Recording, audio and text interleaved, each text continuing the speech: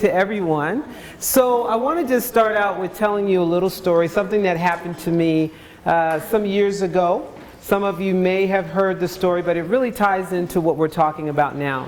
So I've been doing public speaking well over 20 years, and I really do feel comfortable presenting, getting up, talking to people until I can get them right in the palm of my hand. They're listening so closely. So I was asked to do a presentation for Colorado Springs Utilities. And everybody was engaged. Well, at the very same time, I was in the middle of doing a bodybuilding competition. So when you do that kind of work, I'm busy trying to eat right, do the things that I'm supposed to. So I'm eating every meal just the way I'm supposed to. But this is first thing in the morning, and I'm hungry. I didn't have time to eat. So I look over, and the only thing they had was donuts. I was like, now I know I'm not supposed to be having one of these donuts, but I'm going to eat me one today.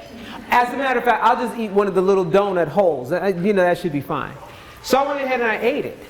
And then I started speaking, and everybody's listening to me, engaged, just like they are with you. And all of a sudden, my stomach said, no, you didn't. And I was like, yes, I did. Yes, I did. So I turned to everybody. I said, turn to your neighbor and have that discussion. And I made a beeline straight for the restroom. I'm in there cutting it up. I mean, tearing it back. All of a sudden, the door busts open, and the guy says to me, or the lady says to me, your mic is still on. Help me. Yeah, right. It's like, what do you do? I was ready to go home. But I needed to get paid. I was getting a check that day, so I couldn't leave. So I look in the mirror, I'm pacing back and forth, and I was like, what would Regina do? So I just turned the mic back on, and I said, ladies and gentlemen, Regina and the elephant are coming back into the room. And I graciously walked back in, continued to talk, but you could see the smirks on their face. You could see that they wanted to laugh. I know they did. But the question is how was I able to manage that situation? How was I able to move on, not just that day, but moving forward? Because that was 300 people. So there's 300 people in this Colorado Springs that know exactly what happened, and they have to see me again. But I believe with all my heart that it wasn't just that it happened. It was what I did after it happened. We're going to make mistakes. But when we do make those mistakes, what is it that we do? How do we present ourselves in such a way that we can avoid some of those mistakes? Some of those hidden rules that people expect from all of us. That's what we're going to be talking about today. Communication leadership. And what that really looks like. So my background is in communication. As a matter of fact, I have a degree in psychology, so I understand how the mind works, and then a degree in communication, how to talk to the mind. And combining those two together and creating leadership behind that is one that can open doors for you that you never could imagine. What we're going to be doing today is a huge challenge that all of you are going to take part in. So what I'm going to do is I'm going to hand this to you. This is a bag of red paper clips. And I want each one of you to take one red paper clip. And as it goes on, I mean, you don't need to watch the last person trying to get their red paper clip. It's coming to you. All you need is just one. And I just want you to hold on to it because this is going to be your challenge, okay? So everybody make sure that you have one red paper clip. But the real question is about what does it take? How do you get to here? Many of you have heard my story about going from poverty to PhD. And now it's about going from poverty to property. I've been able to accomplish things that I never imagined and that many people would never ever achieve if, in fact, they didn't understand the leadership of communication.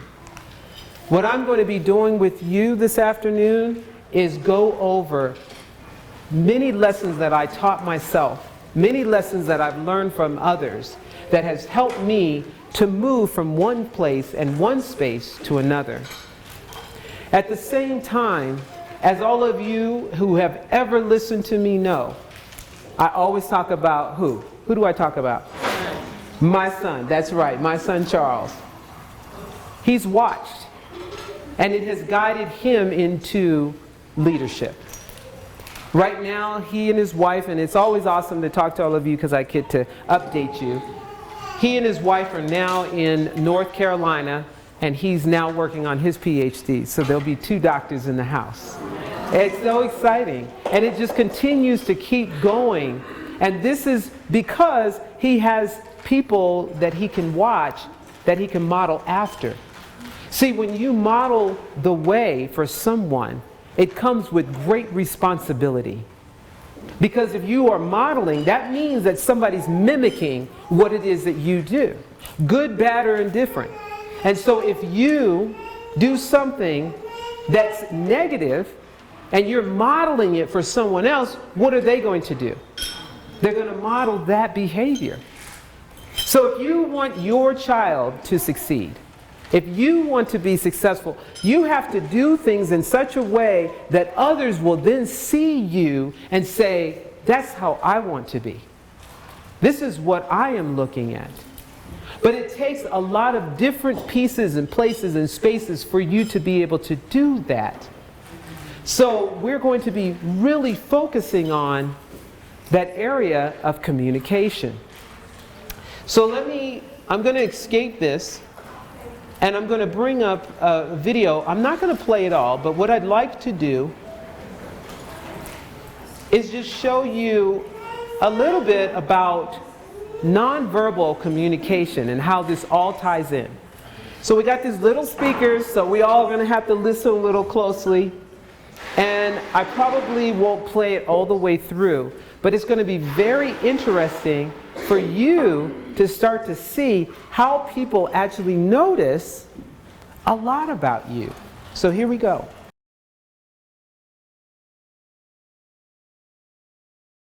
I'm going to stop it right there and explain the reason why I decided to show you this video. So as you can see, there's a lot of detail in body language. What is it telling individuals? What is it saying?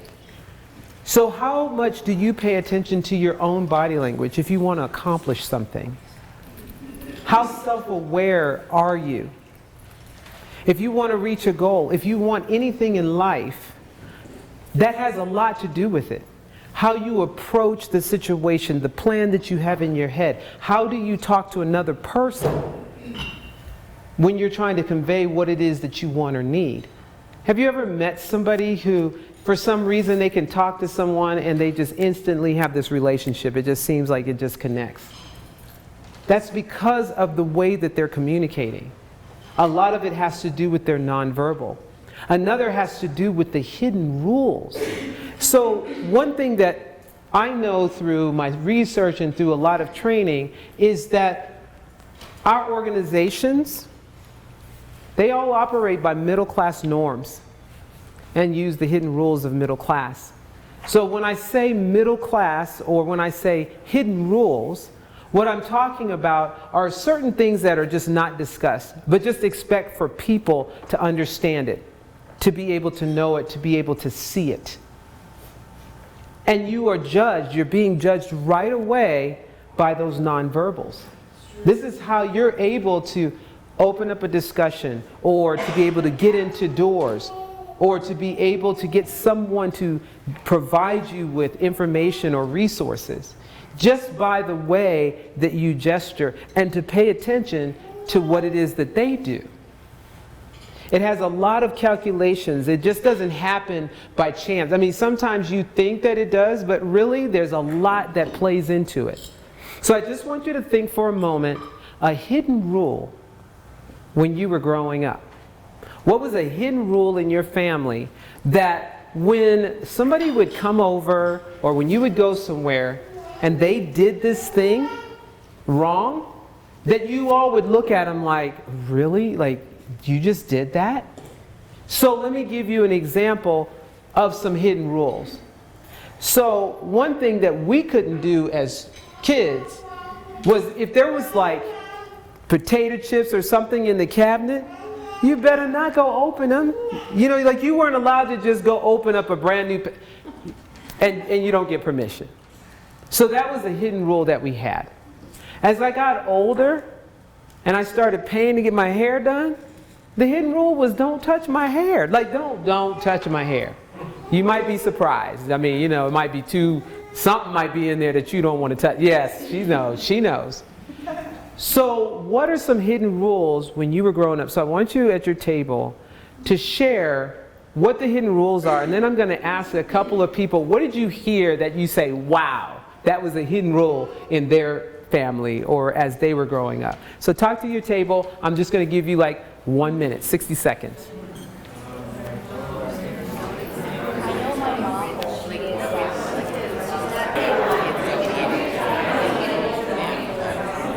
Okay, we're going to come back in 5, 4, 3, 2, 1.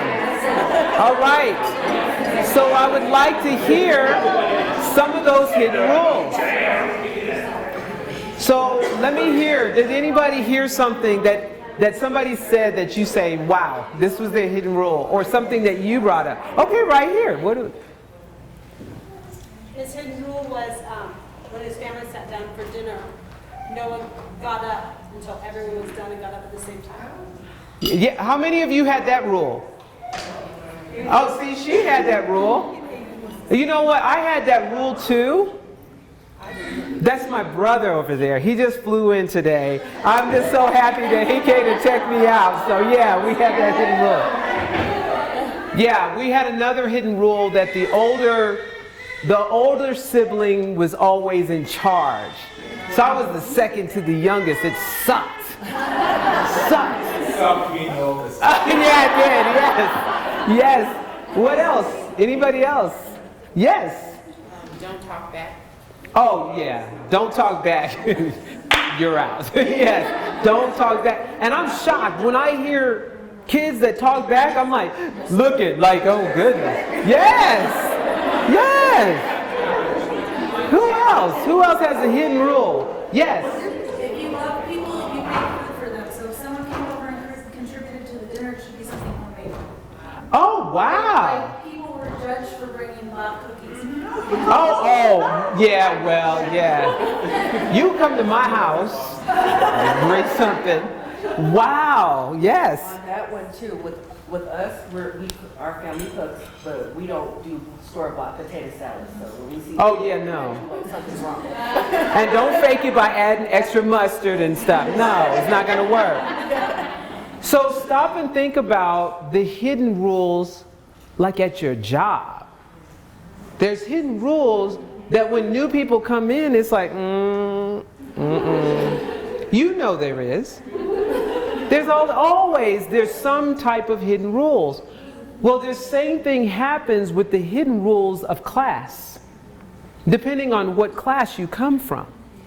There's hidden rules that helps other people identify whether you are going to be part of their in-group or the out-group. So you've got to learn how to show up certain ways. So one of the things that I've learned over the years as a communicator was hidden rules. By paying close attention so that I can start to mimic and understand what does it take. So what is this? What is that? A tiger. Yeah, it's a tiger. What else is it? A cat. A predator. Now see, all of you would be the out group. Because I haven't heard anybody say what's really there. Look closer.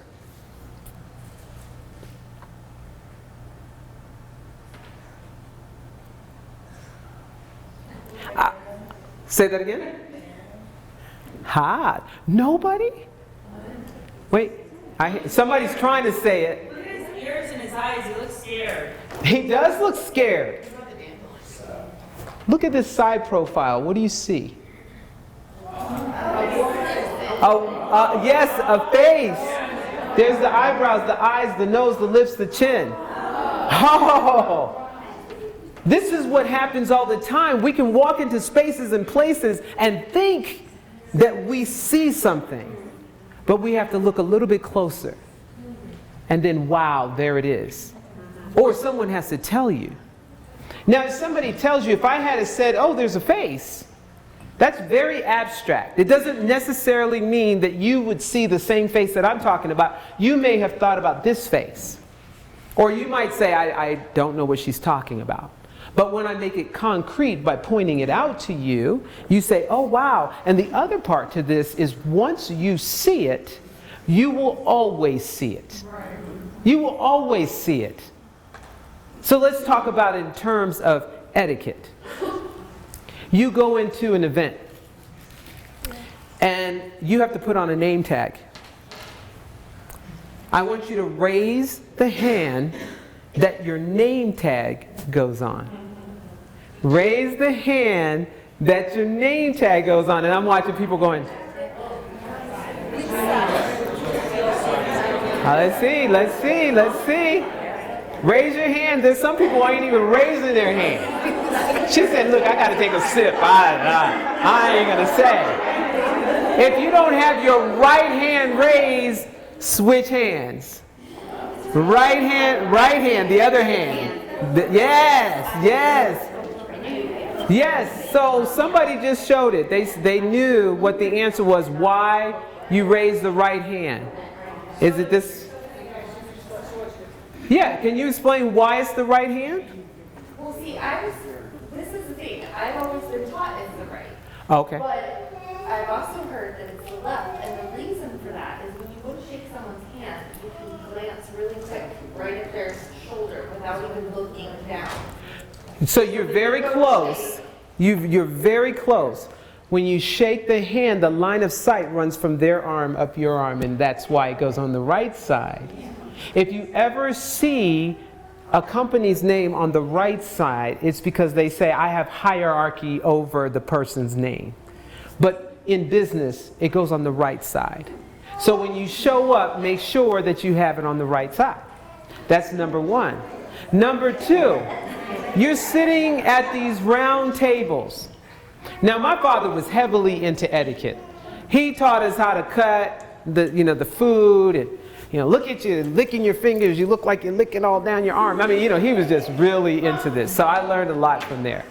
But you're sitting at a round table and you go to reach for your water glass. Do you reach on your right side or do you reach on your left side? Raise the hand on the side that you reach for it.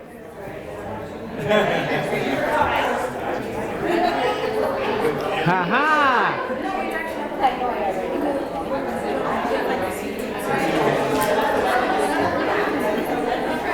Okay, so this is what's really interesting.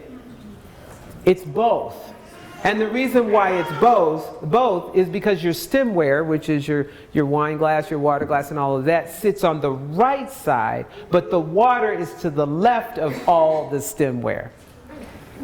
So what happens is you go to a function, and I'm sitting here, this is mine, and she grabs it. We're already thrown off, and it's like, okay, what do? Do I grab the one to my left? Or do I ask for something else? You ask for something else. But there are people sitting there watching you. Now, why does this matter? Why does it matter that someone knows this much detail about you and that wants to make that kind of, put you in that group? Why do they do that? Any ideas? Find somebody relatable. Find somebody relatable? Absolutely. I saw a hand back here as well. It means you're paying attention. It means that you're paying attention? Absolutely. Anybody can add another one? I'd say a job interview could be hinging on the fact that if you have table etiquette, if your job qualifies you to have to take clients for dinner and all that stuff, you don't want to have somebody that doesn't have good table manners. Yes. Can you represent them well enough? So those are like the 3 reasons why they are always looking. Can you represent them? So I got one more for you. You're eating hors d'oeuvres. I'm not going to ask you to spell it. I don't think I can. So I know, who said you can? I speak French, so. I know that's right. Go on, girl. You know, give me something. So you're eating hors d'oeuvres and you're eating it with your fingers. But you're meeting and greeting, of course, because we're socializing. And you have to hold the napkin or plate in one hand and eat with the other hand. Raise the hand that you're holding the napkin or plate in.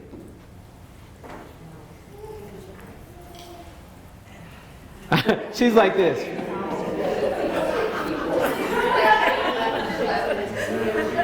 All right. So, tell me, why did you raise your right hand?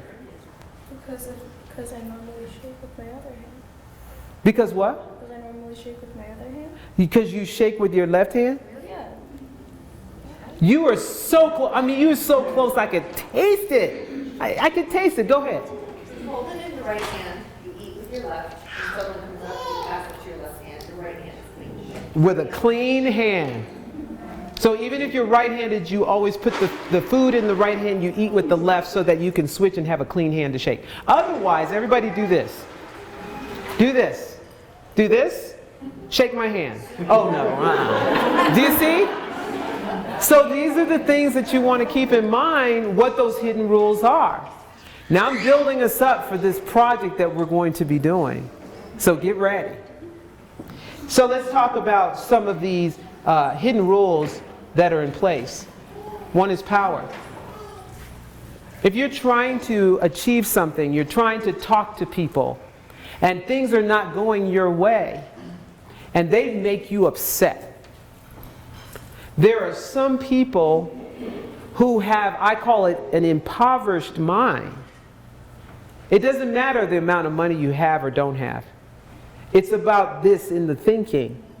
And if you are there, then really the only thing that you have is that power is linked to personal respect.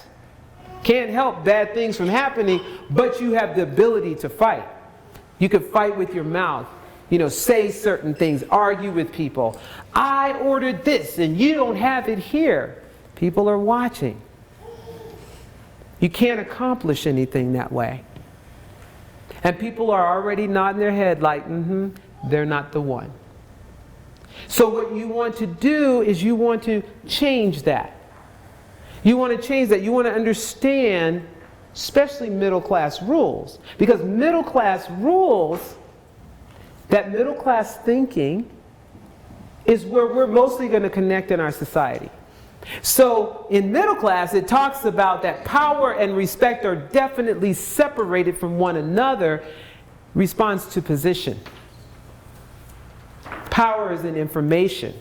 That one's really important. Power and information. So when you are talking to individuals, it's important that you provide information. Always provide correct information, but be succinct. A rule that people break all the time is what I call listener's abuse. Do you any idea what listener's abuse is? It's when you keep talking and abusing the person who's listening. Because you can't even take a pause, and when you do, and they get ready to say something, you jump right back in and say some more. We've got to understand and learn how to pace ourselves. If you need to tell them a situation, they ask a question, first rule of thumb, always start out with a headline.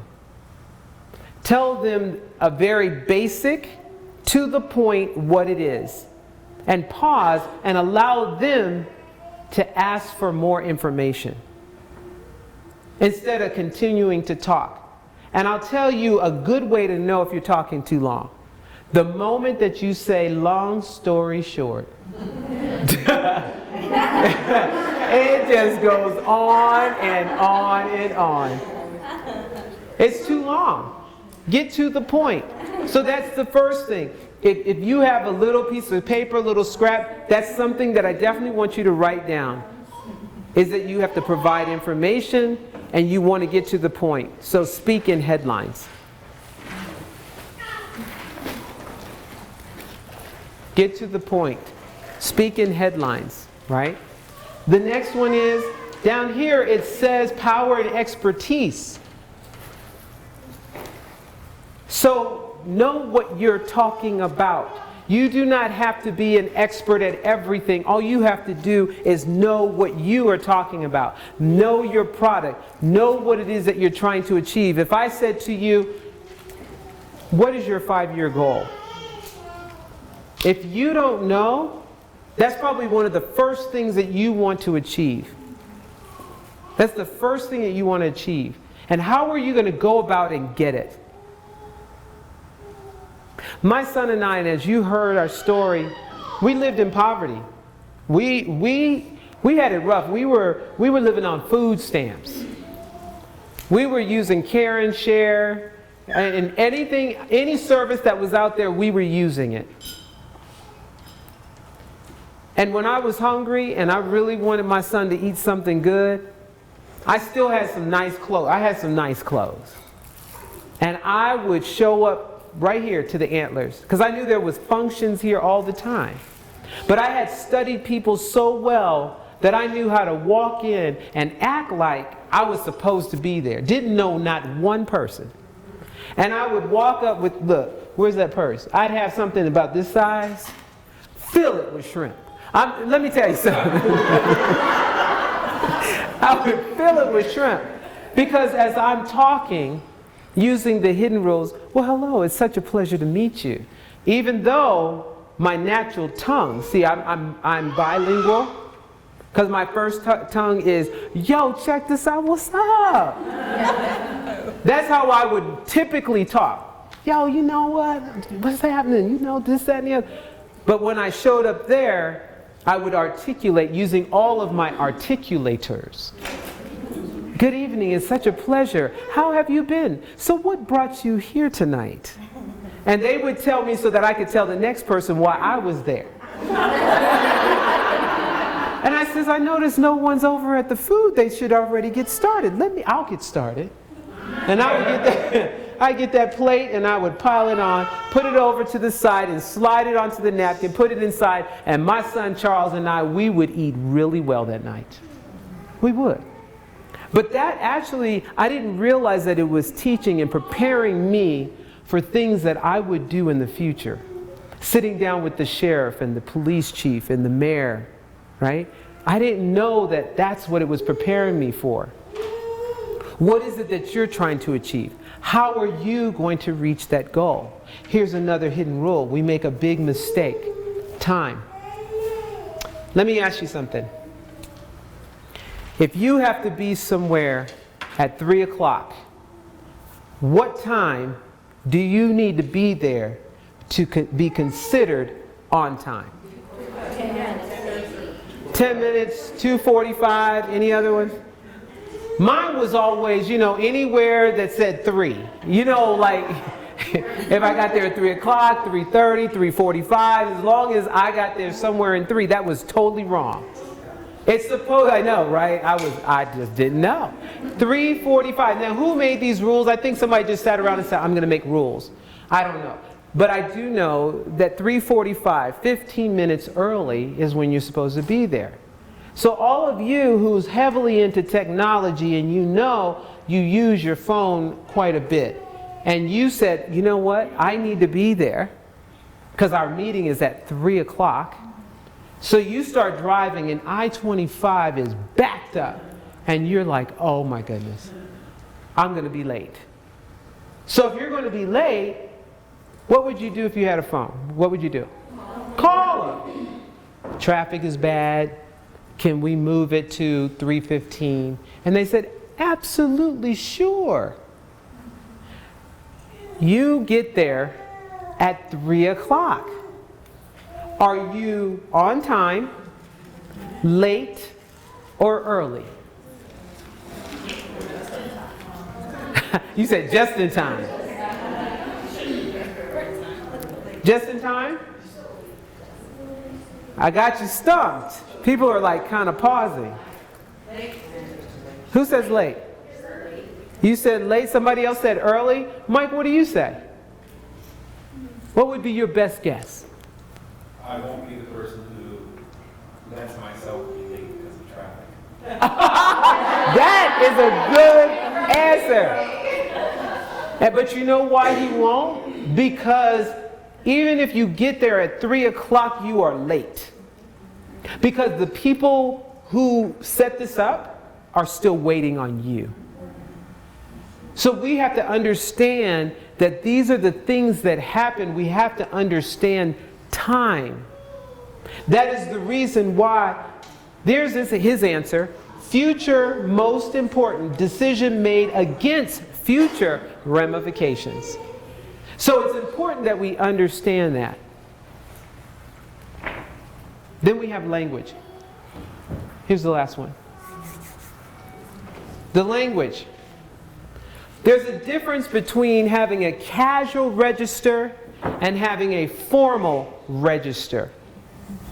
A casual register, even though I may use the example of using slang, doesn't necessarily mean that that's what a casual register is. If your children are outside and you told them to come inside 3 times,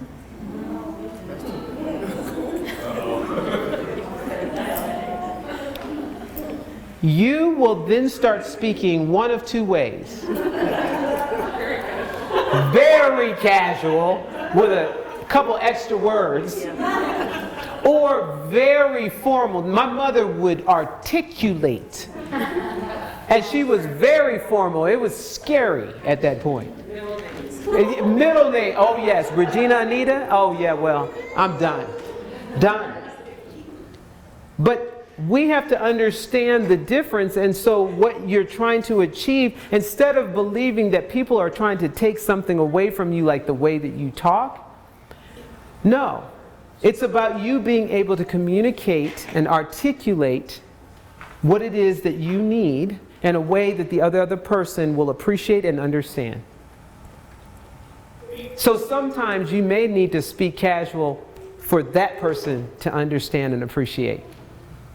So depending on who I'm talking to, like I could be walking into the college, I'm a professor there, and I could be talking about assessment, talking to one of my colleagues. So Dr. Collins, as we were discussing our articulation and assessment, what we're going to do with the OER is, and as soon as I say that, a student will say, "Yo, Dr. Lewis, what's up?" I'm like, "Yo, what's happening, man? You know it's right." And anyway, Dr. Collins, as I was telling you, and Dr. Collins is looking at me like, what just happened? I had the ability to be able to be bilingual because I understood that there were 2 different groups of people that needed me to deliver a message 2 different ways. So depending on what you're trying to achieve, it's important for you to understand how you need to communicate that information. You also want to be a reflective leader. A reflective leader is someone who deliberately examines and critiques their own experiences in order to build new understanding, to learn and to solve problems. A reflective leader is one who requires you to have self-observation. Self-observation, and so many people do not have that. They don't know how to have that self-awareness. What's going on, and being particular, because people say, I don't care if they can't accept me the way that I am, too bad. But they are the ones that's paying you. They are the ones that's giving you opportunities. They're the ones that's going to pass your name on to the next person. If I didn't care, and I seen one of you and I was like, oh, I don't care. And then I come here and everybody's like, oh, it's Dr. Lewis. And she would say, you don't know. I seen the other side of her. So how you show up is very important. They do critical thinking. Critical thinking is actually asking yourself the questions, what if? How do other people see me? What are other people's thoughts? So you want to do that critique of thinking, the ability to evaluate yourself. Do I look prepared? Am I ready? Is this appropriate? And the ability to take others' perspectives. So you might not agree with how another person sees it, but they do see it. And if they see it, you have to take that in consideration too. You can't argue them to see a different way. So these things are important. And a reflective leader requires an open mind. So you have to be open-minded.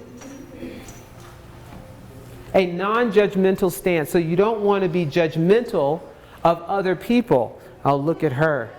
Look at what she's wearing. Look at he doesn't wear his tie right. And a willingness to step back and look at things in new ways. So all of those things are extremely important that you do. And I see this all the time. Now I will tell you this. The higher you go, or the higher you're dealing with other people, you have to pay close attention to what they say. Because when they say, oh, it's okay, you can get here at 3:15, they don't mean that. They mean, oh, that's too bad, you're late. So if you know the hidden rules already, you can do that. I ask my students all the time. I have students who will come to class, especially my public speaking classes where it really rubs me. They will come with pajama pants and slippers. And I will ask them, what opportunity are you prepared for today? Because I can't say, why did you come to school with those, I can't say that, but I can say, what opportunities were you prepared for today? Or I'll say, reflect your brilliance. Because how else will anybody else know? Yes? What's the most amazing answer you ever got when you asked that question? Oh my goodness. So she asked, what was the most amazing answer I ever had? And she said, I'm ready to go back to bed as soon as I'm finished this class. You're right. You're right. It's amazing to me, but these are the answers. The other is don't wait for somebody to spark your genius. You have to spark your own genius. You have it inside. You have the potential, but it's up to you to bring it together. It's inside. As I shared with many of you, I struggled with reading comprehension and writing sentences grammatically correct. I struggled. And I don't know why, because I did graduate from high school. And I worked hard. It just didn't click. But the moment I was around the right people and I had the right conversations and they continued to work with me and I allowed myself to learn, my genius was sparked. Because you have it inside of you, only you suppress it. Only you do that. You're going to prove that in an exercise we're about to do. Lastly, write your own story or somebody else will. They won't get it right. They will look at you, they'll look at your situation, and they'll start to tell your story, what they believe has happened. Why you dress the way you do, why you showed up the way you do, why you drive what you do or don't drive, why you, anything. They make up your story. You have to start speaking it yourself. You have to start achieving it yourself. And you can do that. If we want our children to be the leaders, we have to teach them and show them how to lead. And it comes through your communication. It comes through what it is that you demonstrate for them. So how do you do that? It's through the words that you say. It's through your connections. You're going to do that starting with one paper clip. One paper clip. Do you have your paper clip? No. Okay, where's the paper clip? There's a bag of them. Where did it stop? Where's the bag so we can keep going? Okay, perfect.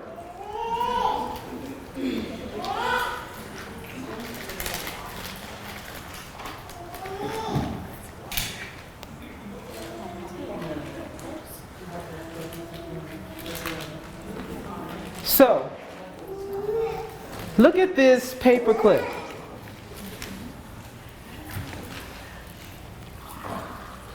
How much is this paper clip worth?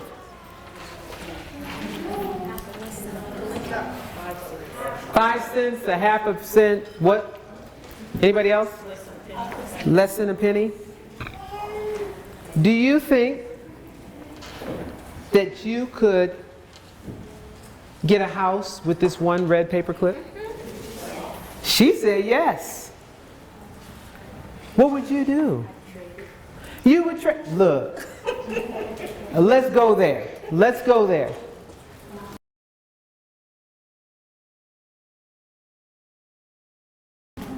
Amazing, huh? All right. So, with that being the case, that's what you're going to do.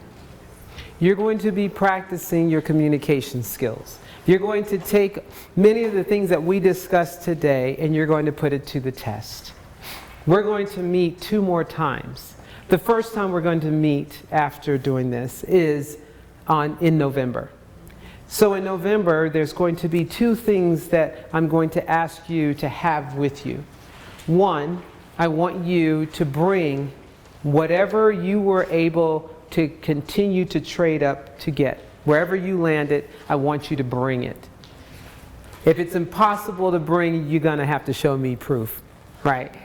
The next is that I want you to bring your notepad that you wrote down every trade that you did. Now, there's a couple things about this. There are some people who will participate. There'll be others that will hesitate. But we all know that if you don't, you can miss a great opportunity. Let me tell you some of the opportunities that have come out of this red paper clip.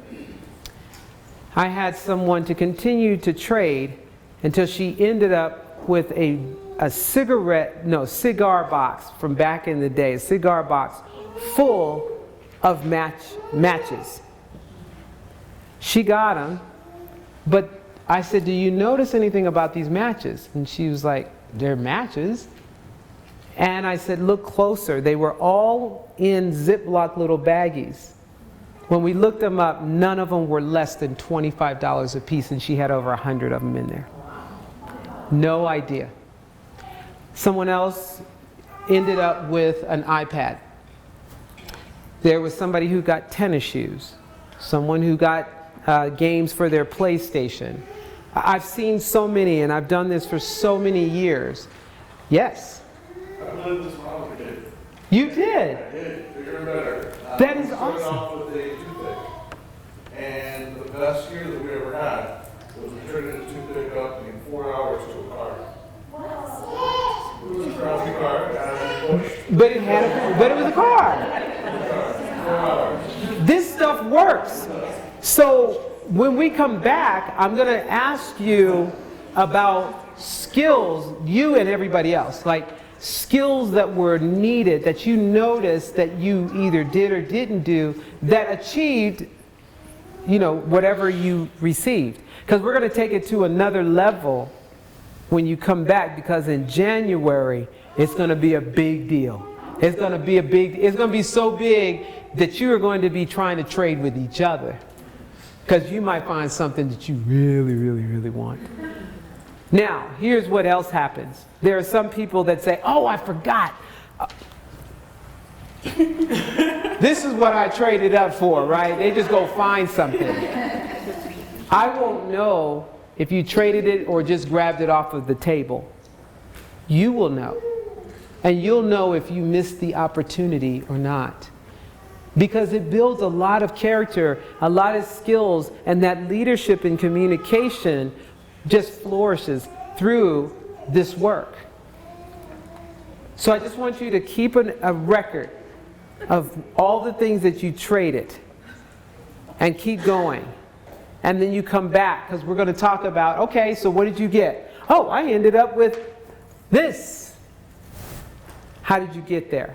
Well, I had my red paper clip and I traded it for this, then I traded for, and you keep going, and then you tell us how you got here. And then I'm going to tell you, now we're going to take this to another level. When I did it with other people, it took a woman to the level where she ended up getting brand new windows in her entire house. I know that. Look, I can use that too. The windows are expensive today. Are you ready? I don't hear you. I'm so ready. I know that's right. I'm so ready. I can't wait. And here's the thing. Every time that I've ever had any group do this, I did it too. So I will be doing it too. And tell me, you're going to be able to share, where did you get stuck? What was your challenges? Because it will tell you. And what did you do well that you didn't even know you possessed? So I'm looking forward to seeing all of you. So this is a perfect time because I'm going to open it up for any questions or comments. Yes? Do we do it as a family or do we do it separately? Because we're all kind of Love it. Love it.